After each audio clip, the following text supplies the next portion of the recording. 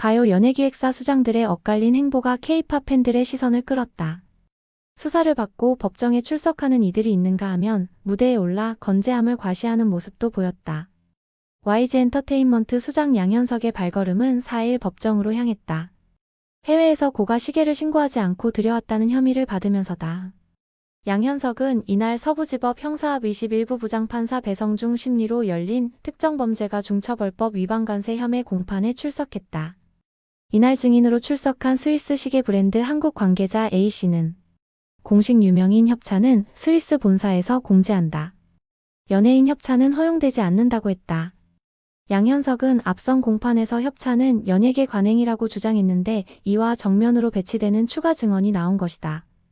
양현석은 2014년 싱가포르에서 스위스 시계업체 아시아 대표 B씨로부터 2억 4,100만 원 상당 고가 시계 2개를 선물 받은 뒤 세관에 신고하지 않고 국내에 반입한 혐의를 받는다.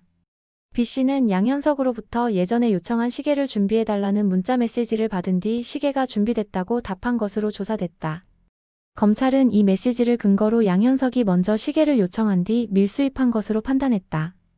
법정에 출석한 양현석 측은 시계를 어디서 제공받았는지 불분명하다고 반박했다. 양현석 변호인은 한국 식당에서 시계를 줬다고 했다가 이후 기억나지 않는다고 진술을 바꿨다며 현재로선 시계를 어디서 받았는지 불분명하다고 주장했다.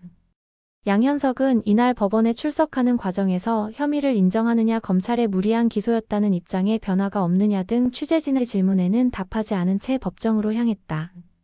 양현석 혐의에 대한 4차 공판은 오는 9월 24일 진행된다. 하이브 의장 방시혁은 지난달 말 자본시장법상 사기적 부정거래 혐의를 받고 금융감독원에 소환돼 조사를 받았다. 이와 같은 사실은 지난 3일 알려졌다. 방시혁은 2020년 하이브 상장 전 주주들에게 기업 공개 IPO 계획이 없다고 속인 뒤 회사 상장을 추진한 혐의다.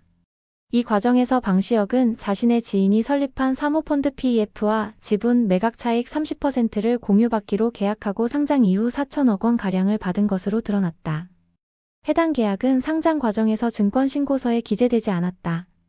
금감원은 2019년 방시혁 측이 기존 투자자에게는 현재 상장이 불가능하다고 전하면서도 지정감사 신청 등 IPO를 추진한 증거를 확보했고 이를 근거로 방시혁에 대한 조사를 이어가고 있다.